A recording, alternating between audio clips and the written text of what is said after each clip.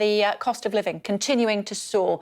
Figures from the British Retail Consortium show that the inflation on shop prices has also nearly doubled since December. The latest figures today show shoppers have been hit by the highest price rises in almost 10 years after shop inflation almost doubled over the last month. With more and more people struggling to afford the essentials, savvy shopping has become very important.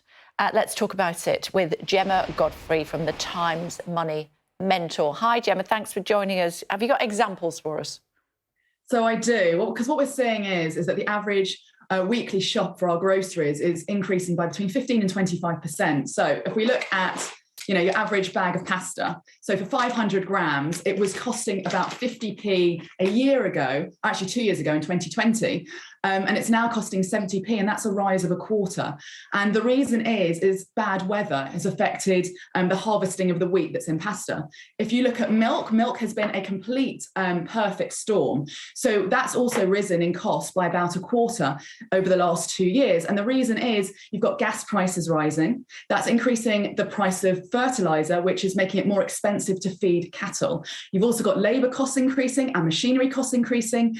And you've got rising demand while supply is falling as dairy farming in the likes of New Zealand is being cut because of environmental issues. So that's up 4p for every pint. You've also got coffee.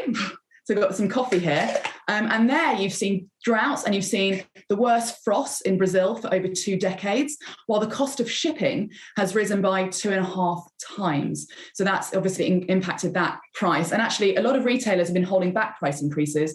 We're starting to see that feed through.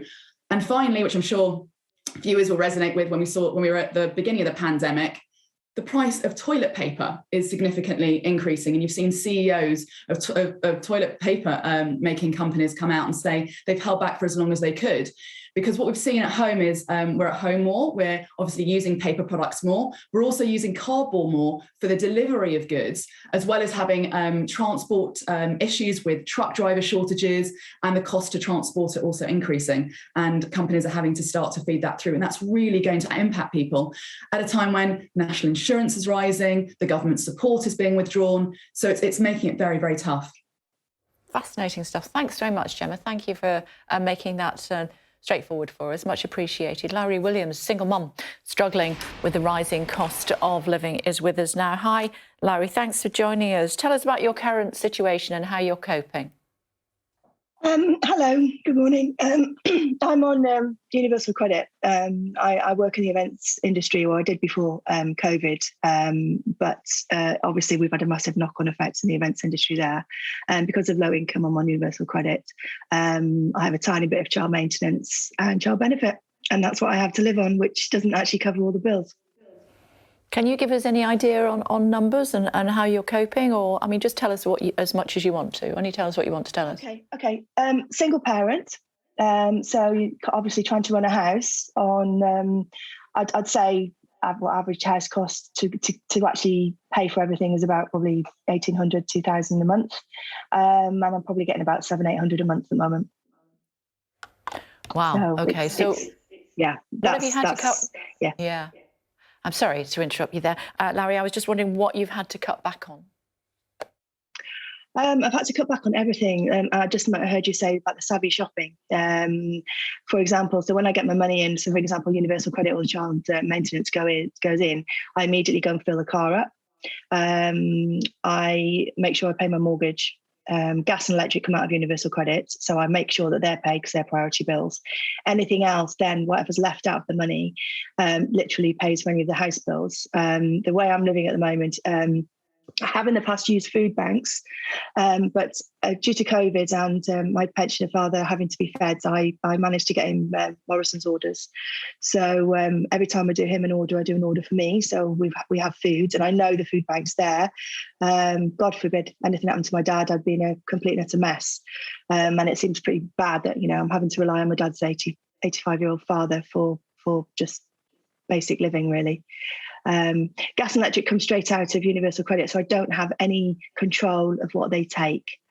So, for example, Universal Credit, person like me, single mum, my age, is, I think it's about 653 they pay a month.